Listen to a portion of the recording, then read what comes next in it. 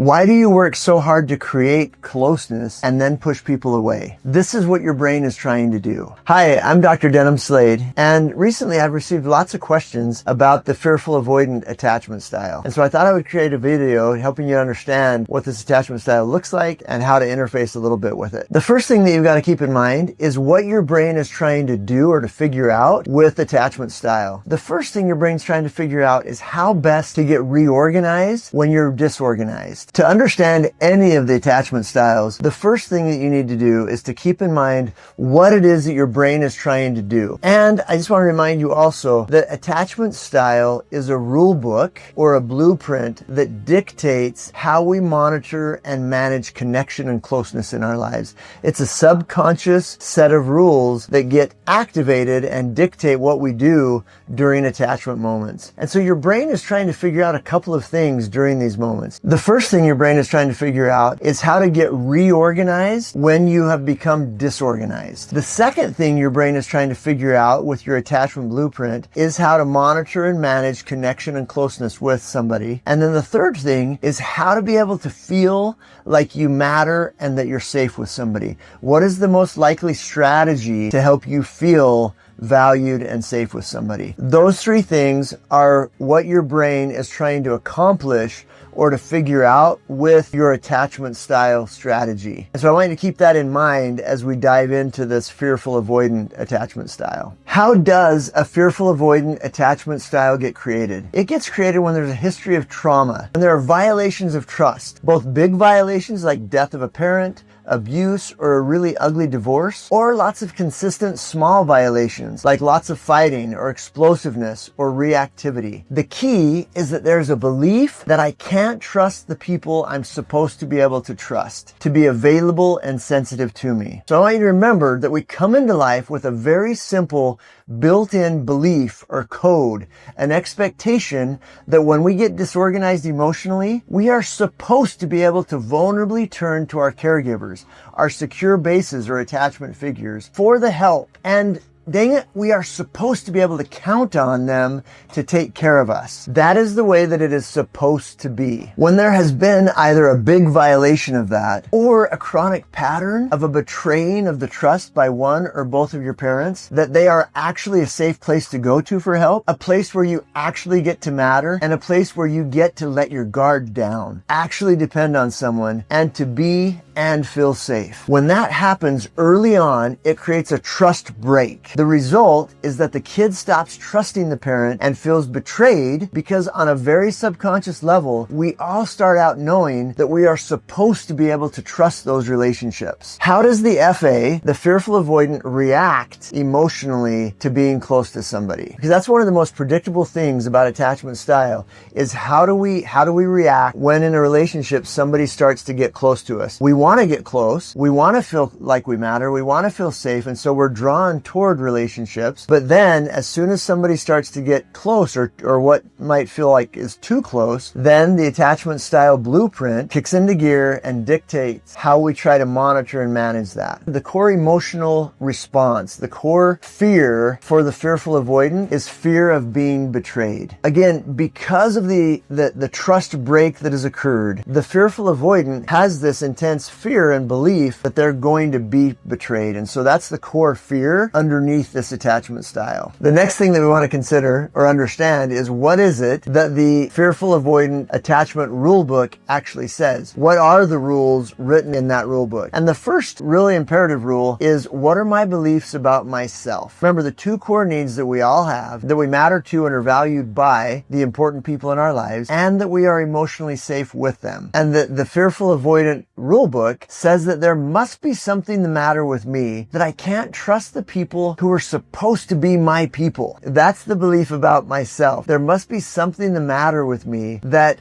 I cannot trust the people that I'm supposed to be able to trust. And the answer to that second question, am I safe? No. There's a very strong belief that you cannot trust someone to be sensitive and available. They will betray you sooner or later. Now let's talk about how this looks in real life. Remember that fearful avoidants cover both extremes of the attachment gambit. They are both highly anxious and highly avoidant. They will usually take whatever is the opposite of what their partner is doing. If the partner is pursuing, they will withdraw and avoid. If their partner is avoiding, they will pursue. This is the epitome of the principle of least interest. The principle of least interest is this principle that plays out in lots of relationships, and it's how we maintain closeness. There's a very strong tendency in relationships to maintain whatever the normal level of distance or closeness is. And so as one person moves in, the natural tendency is for the other person to move out to maintain whatever that normal distance is. And then if the other person moves in, then this person will move back. And so we end up in this pursue, withdraw pattern or dance that maintains the status quo or the homeostatic balance of closeness in a relationship. And that's kind of what this looks like with the fearful avoidant. They will automatically kind of take whatever the position is that their partner isn't taking. And so as the partner is withdrawing, then they go into the anxious side of their attachment blueprint and pursue.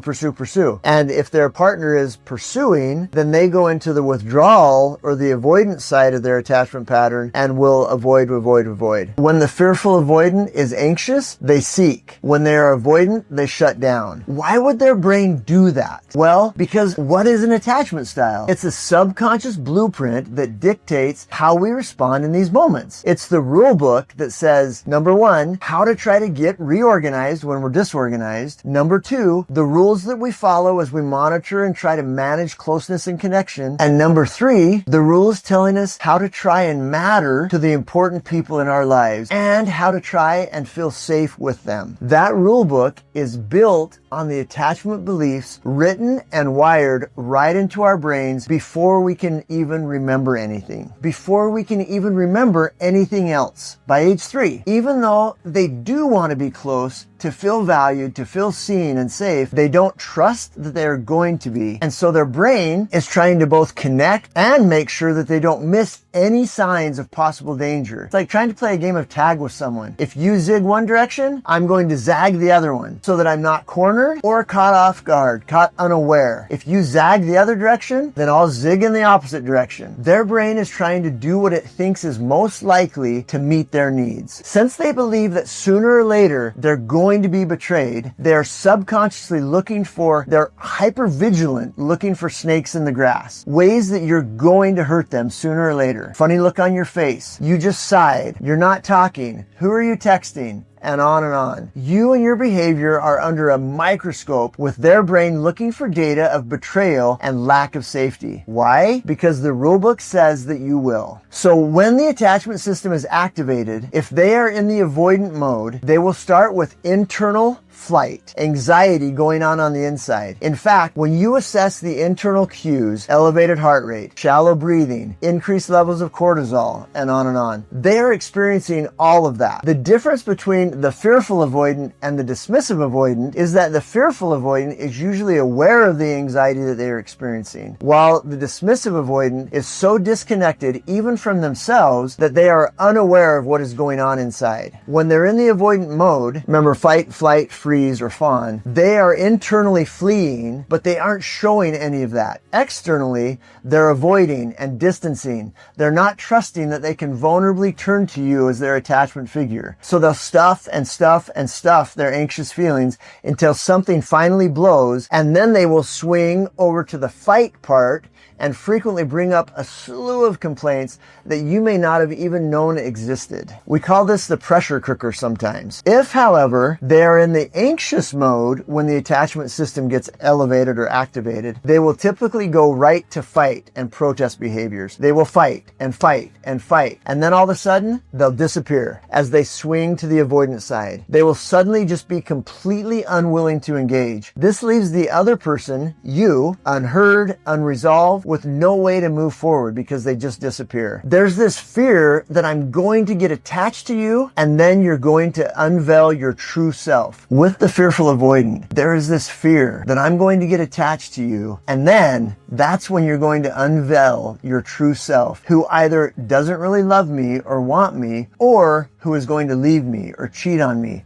hurt me in some big way. In other words, sooner or later, you will betray the trust that I have. So why doesn't it change? So obviously, this approach to relationships and intimacy doesn't work super effectively. It's probably not working for you if you're a fearful avoidant, and it's probably not working for you if you're in a relationship with somebody who is fearful avoidant. So why doesn't it change? If we know it doesn't work, why doesn't it change? One of the reasons why it doesn't change is because I believe I'm going to be betrayed, I'm so much more likely to pick betrayers. That's how the brain works. We subconsciously look for the things that we expect to find.